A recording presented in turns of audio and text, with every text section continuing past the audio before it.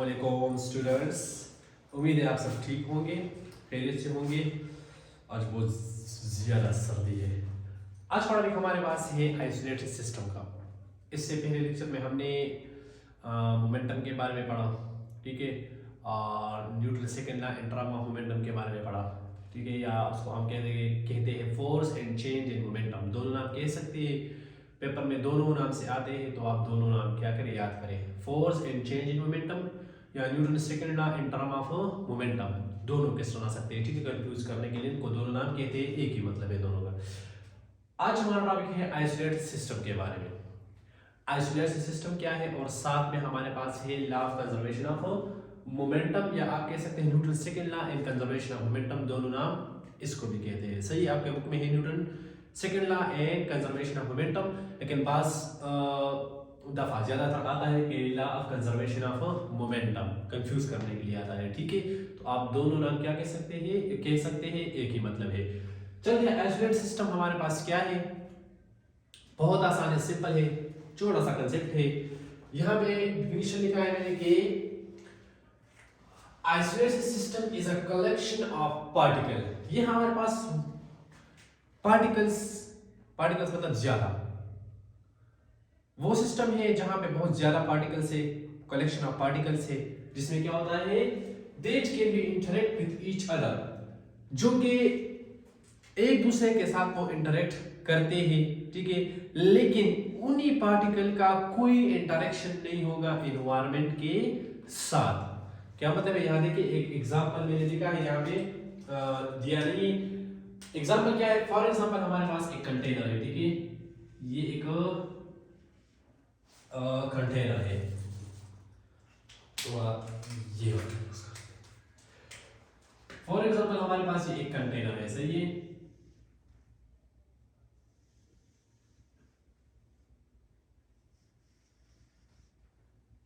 Close container, कौन सा container है, क्लोज कंटेनर है। इसमें गैस के मॉलिक्यूल्स है, ठीक है, बहुत ज्यादा, या पार्टिकल्स है, मॉलिक्यूल्स या पार्टिकल्स, ठीक है।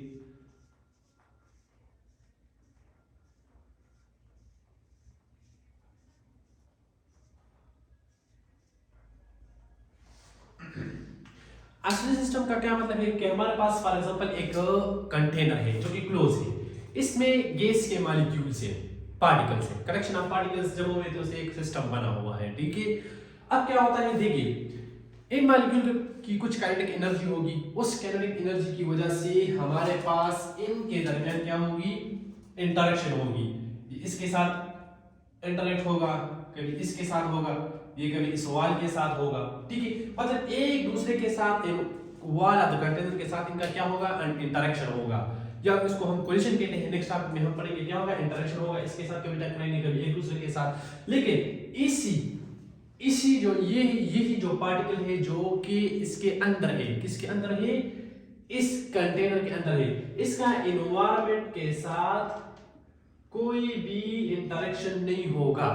मतलब एयर मॉलिक्यूल के साथ, या ये जो जिस चीज पे ये पड़ा है, फॉर एग्जांपल ये एक टेबल पे पड़ा हुआ है, ठीक है, किस चीज पे पड़ा है, एक टेबल पे पड़ा हुआ है, ठीक है। इस टेबल के साथ भी इसका कोई क्या नहीं है, इंटरेक्शन नहीं होगा कि टेबल इस पे फोर्स लगा रहा है, ठीक है, या ये कंटेनर इस टेबल पे, इसके साथ इसका कोई इंटरेक्शन नहीं होगा, ना इसका ग्रेविटी के साथ क्या होगा, कोई इंटरेक्शन नहीं होगा। इसी सिस्टम को हम क्या कहते हैं, आइसोलेटेड सिस्टम। दोबारा देखिए, आइसोलेटेड सिस्टम कौन सा सिस्टम है, वो सिस्टम है जहां पे मॉलिक्यूल्स के दरमियान अपने दरमियान इंटरेक्शन होती है, वाला द कंटेनर के साथ भी होती है, लेकिन उस कंटेनर के बाहर उसका कोई भी इंटरेक्शन नहीं होगा एनवायरनमेंट के साथ, ठीक है। यहाँ ये एनवायरनमेंट है, ठीक है, यहाँ पे एयर मॉलिक्यूल से बहुत ज्यादा, उसके साथ कोई इंटरेक्शन नहीं होगा। ना ये जिस चीज पे पड़ा है, जमीन पे पड़ा है, टेबल पे पड़ा है, आपके हाथ पे पड़ा है, हाथ, टेबल या जमीन, इसके साथ इसका कोई इंटरेक्शन नहीं होगा इन मॉलिक्यूल्स का, सही है, ना इसका ग्रेविटी के साथ कोई इंटरेक्शन होगा। इस सिस्टम को हम क्या कहते हैं, आइसोलेटेड सिस्टम कहते हैं।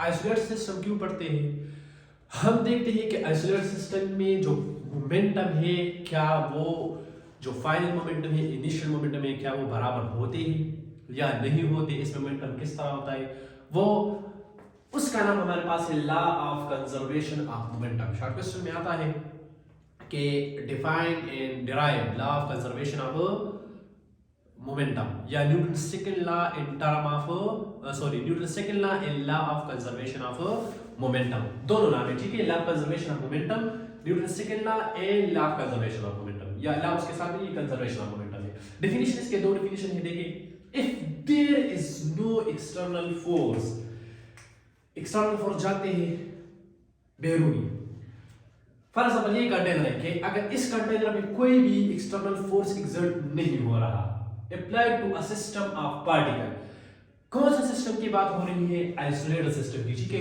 किसी और सिस्टम की नहीं। यहाँ पे ये जो applied to a system of particle है, ये कौन से सिस्टम की बात हो रही है? आइसोलेटेड सिस्टम की, किसी और सिस्टम की नहीं, ठीक है।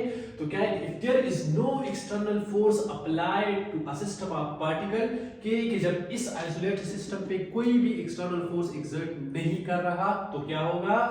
then the total momentum of this system will remain constant। तो इसका जो टोटल मोमेंटम होगा, टोटल मोमेंटम मतलब final momentum plus initial momentum हो क्या होगा? सेम होगा। जितना इनिशियल होगा उतना फाइनल होगा। जब इनको हम जमा करते हैं तो टोटल मोमेंटम आता है, तो हमारे पास टोटल मोमेंटम क्या होगा?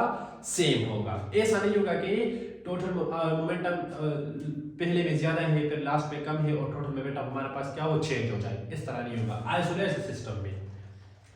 बात याद रखें, आइसोलेटेड सिस्टम में टोटल मोमेंटम हमारे पास क्या होगा? कांस्टेंट होगा। कब? जब इस पे कोई भी एक्सटर्नल फोर्स अप्लाइड ना हो। सेकेंड डेफिनेशन मैंने लिखा है, in the absence of external force, जब एक्सटर्नल फोर्स नहीं होगा तो क्या होगा, ठीक है। The initial momentum Pi, the initial momentum Pi, ठीक है, Pi, the initial momentum Pi must be equal to the final momentum, must be equal to the final momentum। Second definition क्या है कि अगर आइसोलेटेड सिस्टम है, ठीक है, तो वहां पे हमारे पास अगर एक्सटर्नल फोर्स नहीं है तो हमारे पास इनिशियल जो मोमेंटम है और फाइनल मोमेंटम है वो एक दूसरे के बराबर होंगे, मस्ट जरूर बराबर होंगे, ठीक है। डेफिनेशन है मस्ट बी इक्वल, जरूर हर हाल में दोनों क्या होंगे? बराबर होंगे। तो इसका फार्मूला क्या है? मैथमेटिकल फॉर्म क्या है? Pi is equal to Pf, या simply Pf is equal to Pi, एक ही मतलब है, सही है। Initial is equal to final, final is equal to initial, एक ही मतलब है।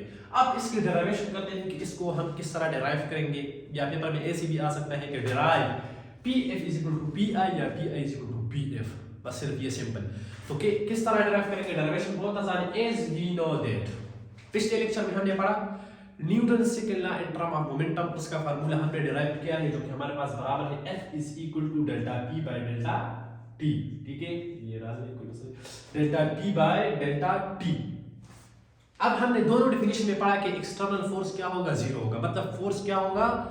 जीरो होगा।